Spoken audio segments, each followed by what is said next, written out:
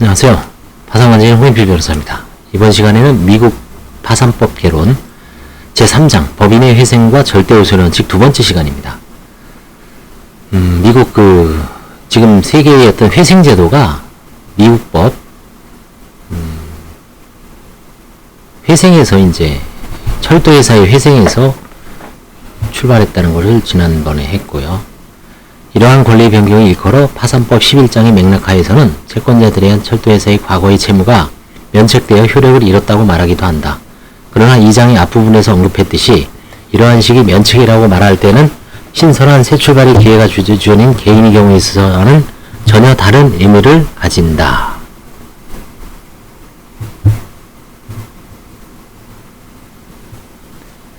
어떤 의미냐? 여기서의 면책은 단지 기업이 새로운 자본 기조를 취득할 수 있게 해주는 메커니즘의 일부에 불과한 것이다. 그러므로 철도회사의 회생에 관한 다툼은 법인의 새로운 출발 내지는 기업 활동의 재생이 아니라 다른 쟁점을 둘러싸고 치열하게 이루어졌다. 그 첫째는 회생 절차에 가담하지 않았던 자들의 권리의 문제였다. 이 책에서 든 예에서는 담보부 사채권자들 중 10%와 일반 채권자들 모두가 여기에 해당한다.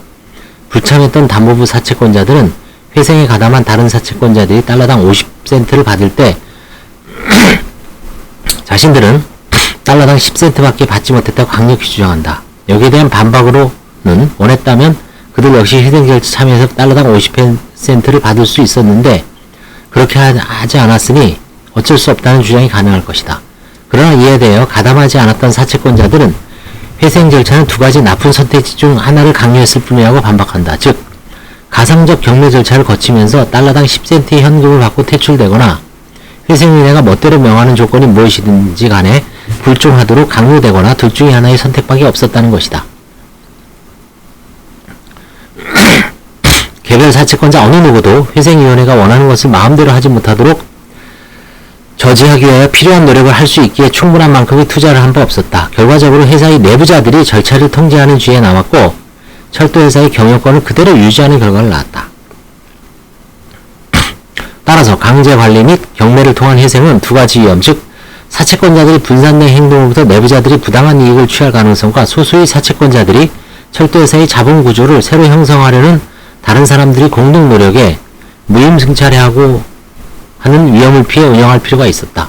강제관리 및 경매에서 종국적으로 나온 해결책에 의하면 법원은 최저 경매 가격, 즉 철도회사의 자산을 취득하기 위한 경매 절차에서 회생위원회가 응찰해야 하는 최저의 가격을 준수할 것을 명하게 되었다.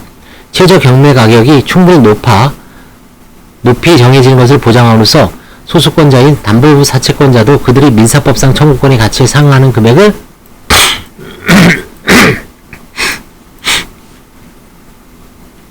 배당받을 수 있을 것이다. 이 접근 방식의 실무적 단점은 법원이 최저 경매 가격을 낮게 정하는 경향이 있다는 것이었다. 그들은 최저 경매 가격이 높을 경우 회생위원회가 모집할 수 있는 것보다 더 많은 금액의 현금을 가지고 오라고 강요하는 것이 될 수 있어 성공적인 회생을 방해할 수 있음을 우려하였기 때문이다. 채권자의 조, 클래스 내부의 반대자들을 보호하는 이와 같은 방식을 현행 파산법은 바꾸었다.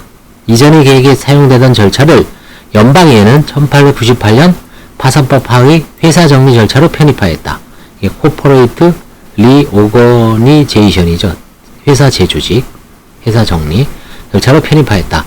1898년 파산법 하에서는 채무자가 채권자들을 만나고 자산과 부채의 명세를 제출하고 채무자 자신의 현황에 대한 조사를 받아야 했다. 그리고 난 후 채무자는 채권자들의 권리가 축소되는 계획안이나 화의안을 제시한다. 이 계획에 대하여 채권자의 과반수가 동의하고 이들이 채권의 반 이상을 가진 경우 법원에 이를 승인하는데 그 전제 조건으로는 특히 계획이 채권자들의 최선의 이익에 부합할 것을 요구하였다. The best interest of the creditors. 법원들은 최선의 이익의 의무를 그 계획에 반대한 채권자들이 적어도 채무자가 사업의 질서 있는 청산 절차에서 받을 수 있는 금액만큼을 받아야 하는 것으로 해석하였다. 채권자의 조 내부의 반대자들을 보호하는 이 방법은 현행의 파산법 1129조 H7로 명문화되었던 바 과거 강제관리 방식이 회생에서 사용하던 최저 경매 가격의 사용을 대체하였다. 최선의 이익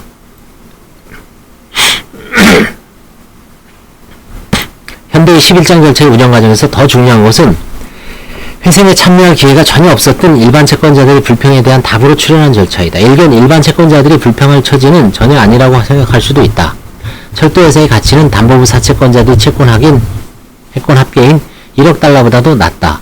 민사법의 원칙에 의하면 철도회사의 자산이 공정한 가격에 현금으로 매각되었다 하더라도 일반 채권자들이 가져갈 수 있는 것은 없다. 안타까운 사업 여건으로 인하여 그들은 어느 것도 가지고 갈 자격이 없다. 이것은 그들이 철도회사의 신용을 공유할 당시에 참작하였어야 할 위험이다. 그렇죠. 자기네들이 위험을 감수하고 1억 달러보다 낮아졌는데 이거는 이제 담보부 사채권자들이 다 가져가죠. 1억 달러가 딱 되면. 그럼에도 불구하고 우리는 적어도 철도회사가 진짜로 1억 달러 미만의 가치 만을 가지고 있음을 확인할 절차를 마련해야 한다. 즉 선순위 채권자들과 주주들이 다른 채권자들의 권리를 우회적으로 면탈하는 방식으로 철도회사를 회생하지 않았다는 점을 보장해야 한다는 것이다. 하는 것이다. 이러한 권리의 보호를 보장하기 위해 법원은 수십 년간의 시행착오를 거쳐 공정 형평의 원칙, fair and equitable principle, 그렇죠? 공정 형평의 원칙으로 대략 정의되는 규칙을 마련했다. 1129조 B조는 이 원칙을 입법화한 것이다. 어떤 조의 청구권자들이 반대함에도 불구하고 이를 무시하고 계획이 인가되기 위하여는 계획은 공정하고 형평에 맞을 것을 요구한다. 공정하고 형평에 부합한다는 것의 의무를 이해하기 위해서는 그 원칙이 생겨난 계기가 된 일련의 사건들을 알아야 된다.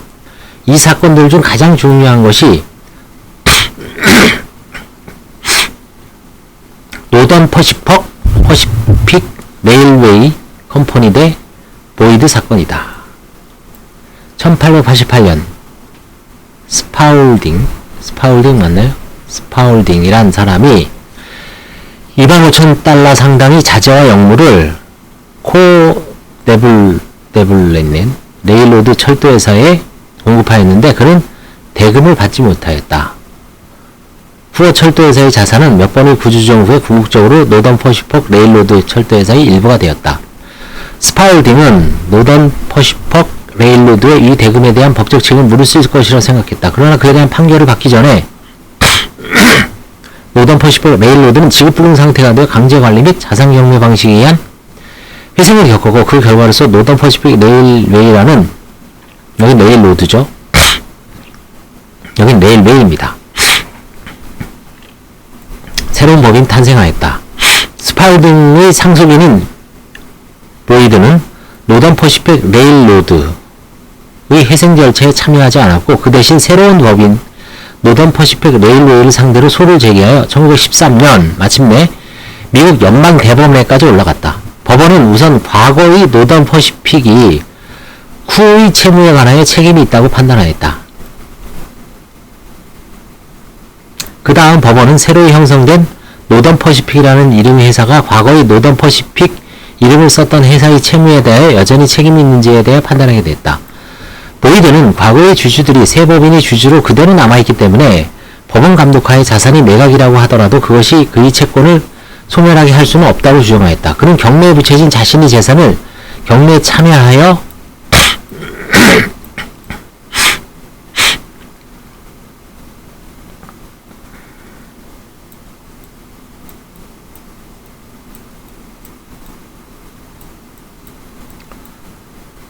경매에 붙여진 자신의 재산을 경매에 참여하여 매수하는 지주는 제3자가 시세로 산 경우에는 배당을 받지 못하고 권리를 잃을 수밖에 없는 후순위 채권자에 대한 채무까지 승계한다는 취지의 사행위 취소의 원칙에 기초한 보통법의 원리를 주장하였다.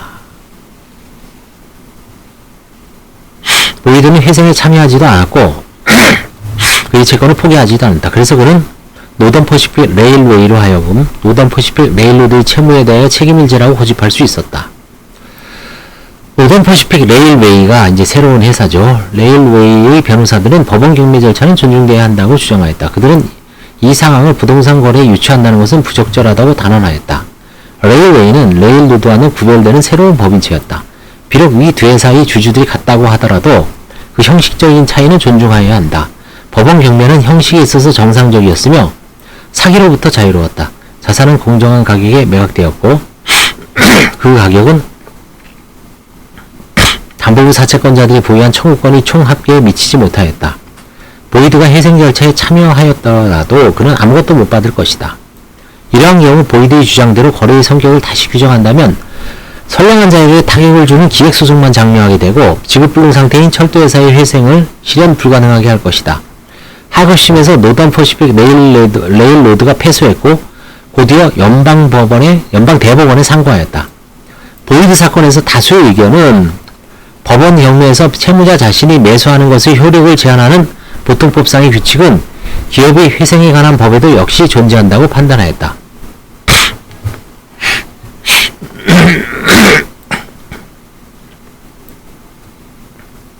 매각은 그저 형식에 불과했으므로 채권자들의 이익이 침해되었다. 비록 과거의 노던 퍼시픽 레일로드는 법적 명의, 리걸 타이틀을 박탈당하였지만 과거의 주주들은 여전히 같은 채무를 짊어진 같은 철도회사를 소유했다. 경매라는 우회적인 방법을 사용한 것으로 그들의 권리를 개선하면서도 이에 동의하지 않는 채권자인 보이드의 이익을 침해하였다. 그들은 이름을 바꿔버렸지만 관계는 바뀌지 않았다. They had changed the name, but not the title. 이게 이제 판결 이후에 나오나 보네요. 경매된 재산의 가치가 보이드보다 선순위인 채권자들이 가진 채권에게 미치지 못하였다는 점도 문제되지 않았다. 보이드가 이겼네, 결국. 연방대법원에서. 이 문제는 확립된 원칙에 따라 획일적으로 결정해야 하며 매각일 당시에 자산이 선순위의 채권을 변제하기에 부족하였다는 사정이 입증되지 않은 한 아닌지에 채권자들의 권리가 의존하도록 방임할 것이 아니다. 법원은 모든 부동산이 경매에 관한 법리가 기업의 회생에 관한 법리에 기계적으로 이식되어야 한다고 할 정도까지는 나가지 않았다. 다만 법원은 중간순위에 끼어있는 채권자가 완벽하게 축출되는 상황이 허용돼서는 안 된다고 판시하였다. 사실 법원 자신이 그 판시상의 효력 범위는 좁다고 덧붙였다. 우리는 불가능을 요구하는 것이 아니고 주주들이 회생되는 기업에 대한 지분을 계속 유지하기 위한 조건으로 어느 무담보 채권자에게 현금을 지급할 것을 요건으로 강제하는 것도 아니다. 무담보 채권자의 이익은 수익증권이나 우선주를 공정한 조건으로 발행하여 주는 방식으로도 보전될 수 있다. 만일 그가 공정한 청약을 거절하는 경우는 그는 판결을 받은 다른 어떠한 채권자와 마찬가지 이슈에서 자신을 보호하도록 방치될 것이다. 또 정당한 회생 과정에 들어가기를 거절하였다면 그 후로는 절차의 효력을 부인하기 위하여 형평법에 호소할 수 없을 것이다. 부동산이 경매 절차와는 대조적으로 만일 채권자가 정당한 회생 절차에서 공정한 제한을 받았다면 회생 계획은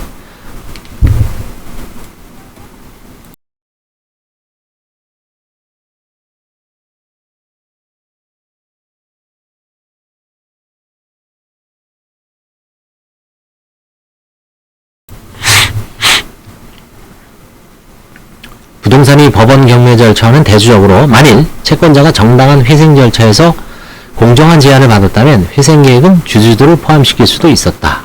이것이 정확히 무엇을 의미하는지에 대하여 대법원은 설명해 주지 않았다. 하급심 법원들은 실무에서 사용할 확립된 원칙의 윤곽을 스스로 그려나가야 했고 이 과정에서 공정하고 형평에 맞는 계획을 구성하는 관념들이 등장하였다. 보이드 판결 이후 회생 계획은 후순위 채권자들이 동의하거나 법정에서 이의를 진술할 기회를 갖지 않는 한 이들을 배제하고 진행하지 못하게 되었다. 선순위 채권자들과 주주들이 야합하여 사후적으로가 공정하다는 주장만으로는 충분하지 못하게 되었다. 그렇지만 후순위 채권자가 법원에 출석하여 이의를 진술할 기회가 주어진 경우라고 하더라도 동의 없이 후순위 채권자들의 권리를 우회하는 것이 허용되는 것인지 및 어떤 조건 하에서 그러한 것인지 의문이 여전히 납니다.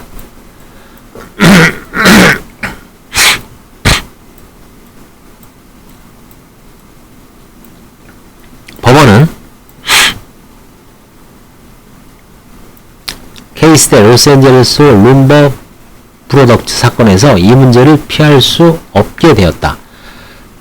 케이스 사건에서 채무자는 로스앤젤레스 쉽빌딩 앤 드라이독 코퍼레이션을 주요 자산으로 가진 지주회사였다. 이 회사는 1차 세계대전 때 배를 만들어 해군에 파는 조선 사업을 했지만 1920에서 30년대에는 쇠락하였다. 회사는 1937년에 회생 절차를 시도하였다. 채권자는 채권자로는 1944년에 만기가 돌아오는 20년짜리 담보부 사채권자들밖에 없었다. 사채혁명의 90% 이상을 가진 사채권자들이 회생계획에 동의하였다. 그 계획에 의하면 새로운 회사 주식의 23%를 과거의 주주에게 주는 것이었다.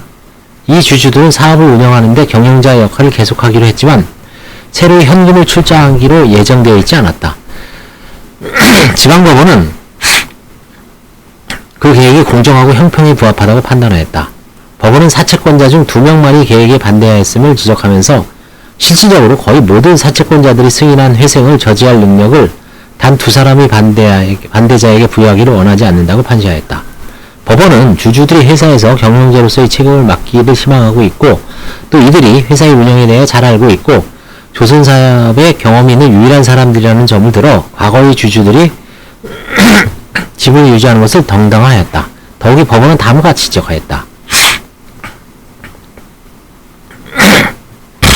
현재 대부분의 담보부 사채권자들은 각자 조금씩 채권을 갖고 분산되어 있는 소액 채권자들인 바 적절한 자금 조달을 지원할 수 있는 재무적 영향력과 안정성을 가진 구주주들과 연계함으로써 그들의 지위를 개선할 수 있을 것이다. 그런데 회생은 현존 채권자들이 채권을 행사하여 법원 경매 절차가 개시된 것이 아니라 추가적인 자금 조달이 필요했기 때문에 개시된 것으로 보인다. 이전의 워크아웃, 재무구조 개선으로 인하여 이자는 수입이 있을 때에만 지급할 의무가 있었고 채권자들은 1944년까지는 법원 경매를 진행할 수 없었다. 케이스 사건이 상고되어 대법원에 올라갔을 때 대법원은 보이드 사건이 와중에서 심하게 다투어졌던 공정 형평의 원칙에 대한 여러 다른 해석론에 대하여 결론을 내려줄 수 있게 되었다. 어떤 사람들은 회생 그 자체는 수면 아래로 가라앉아버린 후순위 청구권, 주식 지분권이 모두 쓸려나가버리는 최후의 심판일로 간주될 필요는 없다는 견해를 취하였다. 지급불능 상태에 처해 있는 법인의 주식이라도 플러스 양의 가격에 거래된다. 그것은 최소한 옵션으로서의 가치를 가지는 것이다. 기업이 다시 건실함을 되찾을 가능성이 주식 지분을 조금이라도 가치 있게 만든다. 지급불능 상태인 회사의 자산은 모든 계좌가 청산되어 자산 가치가 실현되는 사건이 발생할 때 가치 없는 것으로 공식화된다. 물론 수면 아래에 있는 지분권의 옵션으로서의 가치가 인정되는 방식으로 새로운 자본 구조를 짜는 것이 불가능한 것은 아니다. 회사의 회생은 반드시 자산가치 실현이 계기로 작용하여야 할 필요는 없다. 사실 옵션으로의 가치를 인정하는 회생은 투자자들로 하여금 그들이 개인적 지분 가치만 보지 말고 전체로서의 기업 가치를 파악하도록 사실상 강제하는 이점이 있다. 이러한 상대 우선의 원칙이 강제관리 방식에 의한 회생 방법의 일환이었던 것으로 보인다. 후순위 투자자들은 그들이 가지고 있는 회사 지분이 옵션으로서의 가치만 갖고 있는 것이 명백하였다고 하더라도 회생되는 회사의 주식을 받는 것이 이상하지 않았다. 만일 모든 미래의 가능성들이 현재 가치로 축약되었다라면 그들은 한 푼도 받지 못하였을 것이다. 이러한 비금전적인 경영자로서의 이해관계의 옵션으로서의 가치를 인정한 실무는 확립된 법적 규칙에서 나온 것이라기보다는 비공식적인 규범과 관행으로부터 출현하였다. 이러한 관점에서 보면 보이드 사건 같은 사건은 권리 사이의 상대적 우선권을 제거하려는 것이 목적이 아니라 투자자 모두가 투자의 옵션으로서의 가치를 누릴 수 있게 보장하려는 것을 목적으로 하는 것이었다고 말할 수 있다. 보이드 사건은 상대적 우선권을 제거하려는 것이 목적이 아니라 투자자 모두가 투자의 옵션으로서의 가치를 누릴 수 있게 보장하려는 것을 목적으로 하는 것이었다고 말할 수 있다. 그러나 대법원은 케이스 사건에서 이러한 첩보를 단호하게 거부하였다. 대법원은 상대 우선보다는 절대 우선이 적절한 기본 원칙이라는 태도를 취했다. 기업의 회생 절차는 자산가치 실현이 계기였다. 더욱이 이 원칙은 각 이해관계인이 주장할 수 있는 것이었다. 채권자의 90%가 계획에 동의한 것으로 충분하다는 생각을 대법원은 거부하였다. 과거의 주주들이 계속 존속하도록 허용하는 것은 못된 장난의 근원이었다. 회생 이후 그들의 협력을 가능하게 하기보다는 그것은 과거의 주주가 다른 투자자들을 실효적으로 봉쇄할 기회를 만들어냈다. 조선소 같은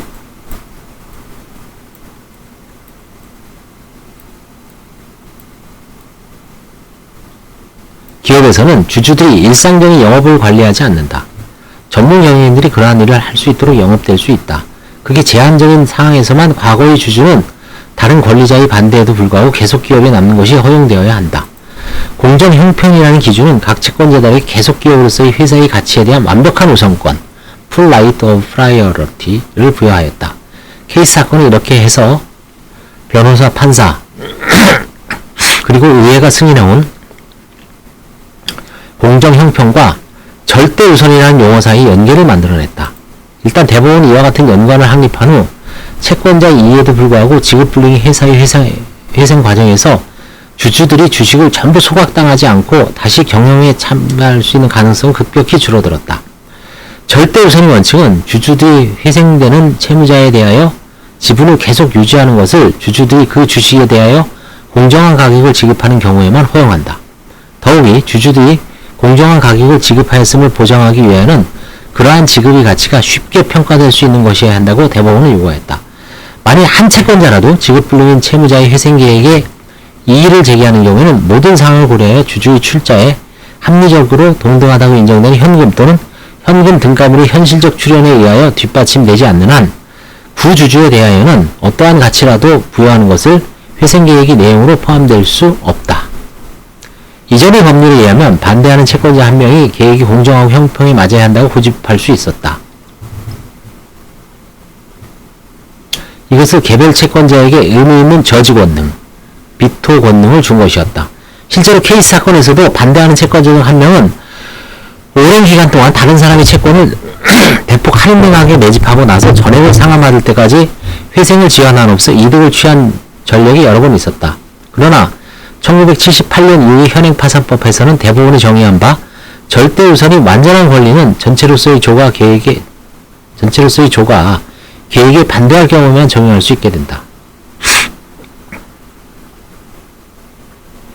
1129조 B2의 공정형평이라는 용어는 절대 우선의 원칙을 구체화하고 있다. 민사법 하에서 법인이 자산에 대한 권리를 가졌던 사람들은 회생되는 회사에 대하여도 그들이 민사법에 의하여 누렸던 우선순위에 부합하는 이해관계를 가진다.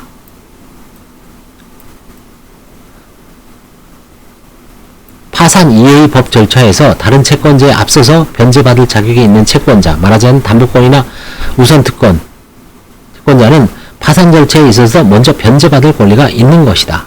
비슷한 논리로 일반 채권자들도 주주, 지분권자들보다는 먼저 받을 권리가 있다. 달리 말하자면 면책의 효과가 피와 살을 가진 개인 채무자의 경우에 있어서 우리가 보았던 것과는 거의 반대이다. 개인의 경우에 면책은 미래의 소득을 파산재단에 속하는 재산으로부터 제어하는 것과 결합하여 개인이 채권자들이 청구에도 불구하고 장래 소득에 대한 권리를 보전할 수 있도록 허용하여 준다. 그렇죠. 개인은 이제 신득재산이라고 해서 이걸 보호해주죠. 법인의 경우에는 면책은 절대우선의 원칙과 결합하여 법인의 자산이 채권자들 전부를 만족시킬 만큼 충분하지 않는 경우에는 법인의 장래 수입에 대한 주주들의 권리가 소멸하도록 채권자들이 강제할 수 있게 해준다. 다음 절에서는 1129조의 작동 방식에 대해 더 자세히 살펴보게 한다. 그래서 미국은 절대 우선의 원칙, 원래는 예전에는 상대 우선의 원칙이 통용되다가 연방대법원에서 절대 우선의 원칙으로 변경이 됐네요. 보이드 사건, 그 다음에 케이스 사건, 이걸 통해서 현행 미국은 절대 우선의 원칙이 확립됐다고 생각됩니다. 여기까지 하고요. 다음 시간에 한번 절대 우선의 원칙에 대해서 한번 알아보겠습니다. 감사합니다.